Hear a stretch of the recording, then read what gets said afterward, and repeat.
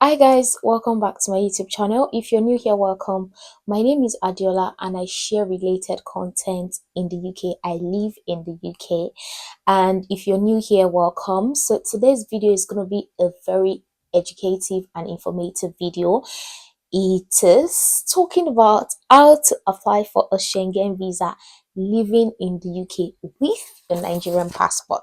So I've got a Nigerian passport and I'm just going to be doing a video regarding that because I've got lots of questions from friends, from loved ones, from colleagues asking, oh, how did you secure your Schengen visa and all that? And I'm like, you know what?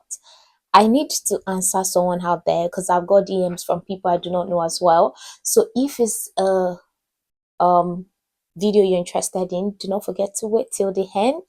And as well, if you have a friend, tell a friend to tell a friend and forward this link to a friend. Okay, if you're new here or you're a returning subscriber and you've not clicked on the notification button, please do that now. And if you're new here, subscribe and also share with family and friends. Let's jump right into the video. A quick one, so I might be linking them as well because I just decided to jot some things down so that I do not forget. So if you see me looking down, this is just checking the information she wrote down regarding the Schengen visa. So the first thing I'm going to be doing is giving you guys tips of what to expect. So initially, the first time I applied for a Schengen visa, it was through Portugal. So the first thing first, you have to choose a country that you're interested in going to, and from there we can proceed. Okay, so I'm just gonna be giving examples as well, or what I went through when I was applying for mine, because it's not a day's job that I arrived at securing a 1 year Schengen visa. So the first time I applied through Portugal, and they gave me 2 weeks, and it was just a multi-entry. I mean, I can't come to your country twice in 2 weeks, okay? So I only used the visa once for the 2 weeks, and that was it. So the second time I applied through France because I love to travel, I love to explore. So I'm trying to secure a visa that it gives me like a long term, and I do not have to go over there again because you're going to be paying for it. So why do I have to pay all the time? So when I applied for France, I was given 3 weeks, and I went there once as well. So the third time I applied to Netherlands and I was given 3 months. Yay. So for the 3 months, I used it once as well. And when that one exhausted, I'm like, you know what? I really want to try again. So I've been asking series of questions, asking people, oh, how do you go about it to secure like a 1 year visa? And I've actually been hearing information from this different people as well that Netherlands gives 1 year. So I just decided to secure or try my luck. So I was looking for dates in Netherlands, and to be honest, it's so stressful looking for dates. You have to check in the midnight, you have to check in the morning, you have to check in the night. If you want to know more about securing dates, you can send me DM on Instagram. My username will be down below, or you can send me an his email as well. You can check my bio for my email, because securing a date is quite a strenuous one. So another thing is, so when I applied, before I applied and I got a date, there was no date in Manchester. There was no date in Manchester. There was no date in London. There was no date in Birmingham. In fact, places that were very close to myself, there was no date there. And you have to be sure when you hear information from people, you have to like verify the information properly. So in my own case, I finally got a date in Manchester, and a friend of mine told me, not even one of my friends, two of my friends told me that, oh, I can't go to Manchester without changing my address, because if they see that I am coming from another city, they are not going to answer me. This really confused me because it took time for me to secure this Manchester slot. And I'm like, how am I going to do that? So they said, oh, I have to change my address because it happened to someone. The person got there because the person was not living in Manchester. They returned the person back.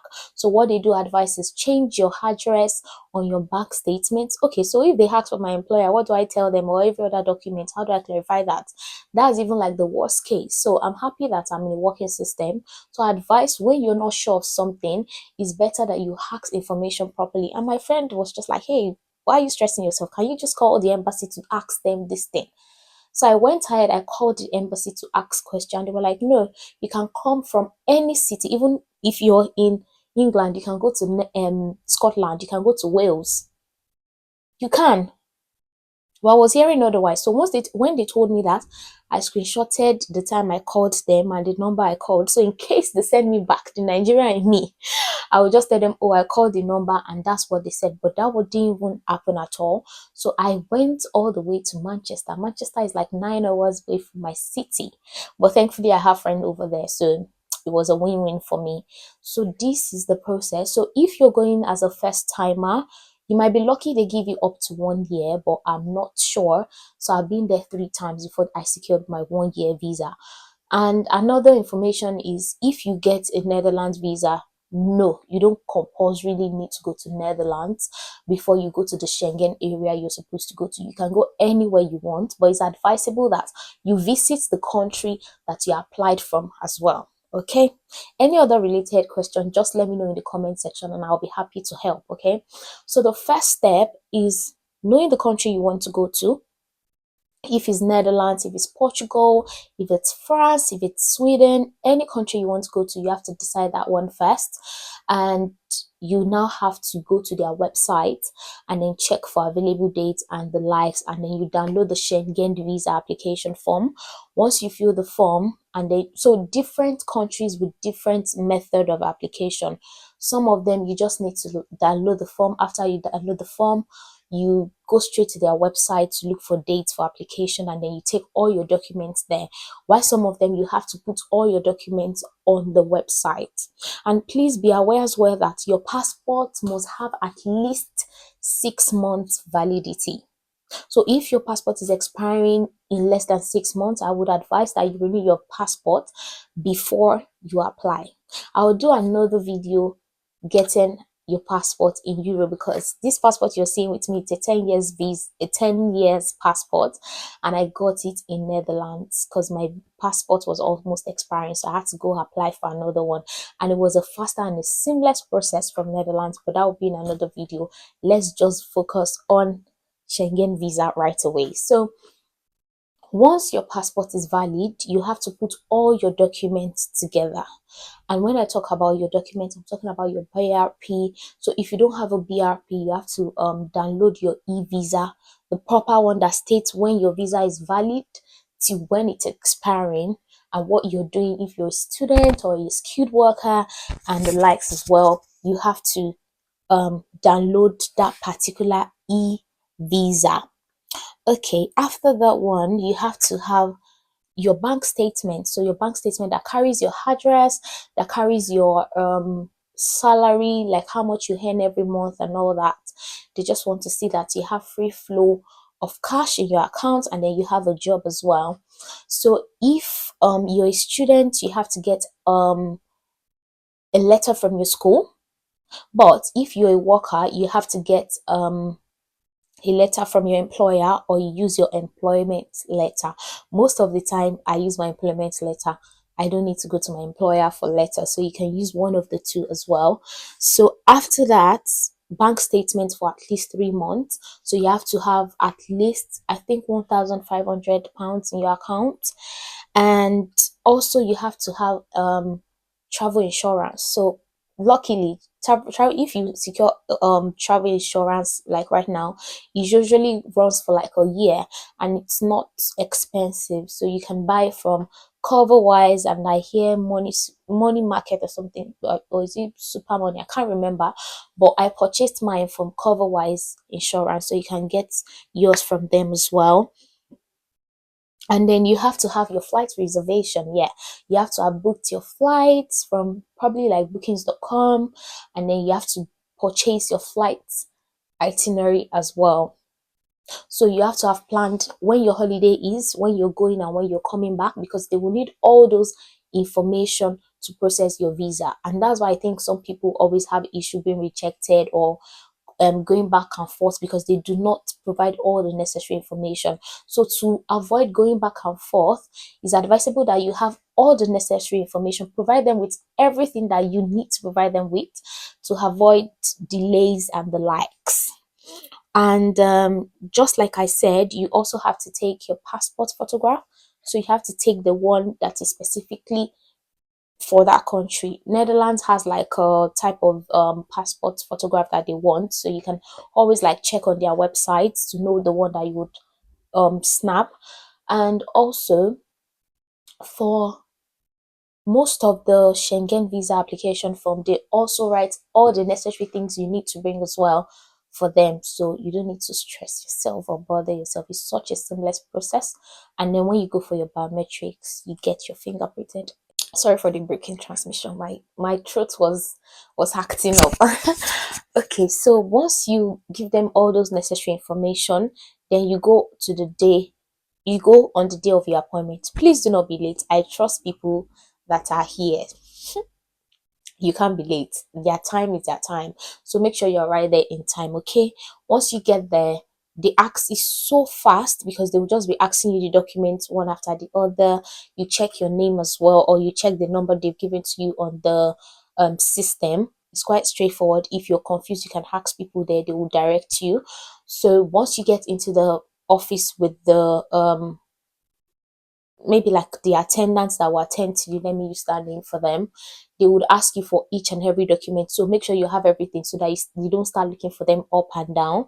And once you're done with that, they just take your fingerprint and your photograph, and that is it. And then you go back to get your passport. So if they tell you processing time is within 3 weeks, I promise you, you're going to get your visa in that 3 weeks. However, so there are two ways to get your passport back. Is either you tell them that you want to come physically to get it, or you want DHL. Most of the time I use DHL, or all the time I do use DHL, because I mean, going back there is not in my city, so it's a bit strenuous. So you're just going to pay for the DHL, and you can always track your application as well, because on the receipt they give to you, you're going to see like your tracking number and everything. And when your visa is ready as well, they'll let you know. When the DHL is coming, they will let you know, so you have no fear, you have no stress to worry about. So it's quite straightforward. But in case you need to know any other thing, just let me know. If you want to go to like if you're going on holiday for summer, it's advisable you start applying during winter, because I mean, once it's summer, everywhere gets so filled up from August and all the other months. September, October is always filled up. So make sure you are applying when you're not even ready to go, if you understand what I mean. Because once you're ready, everywhere is tight, and then you have to be waiting for your visa and all that. So it's better to have your visa down before you're even planning your traveling.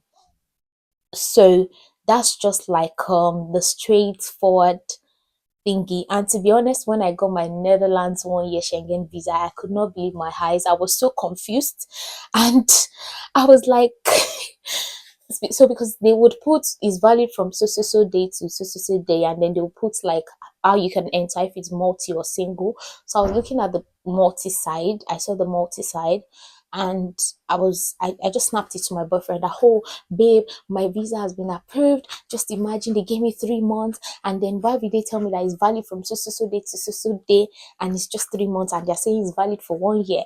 And he was like, I should just snap it to him, he does not understand what I'm saying. And I snapped it, and he's like, babe, it's 1 year, it's 1 year. Oh my god. It was such a testimony, because I do not have to go back over and over again to them to apply for a visa until after a year. Is that not interesting? So if you want to be the Ajala, or you love to travel like me, please, it is advisable that you like secure your Schengen visa. But if you need any help along the line, do not forget to reach out to me either on Instagram or via email. I'll be happy to help you.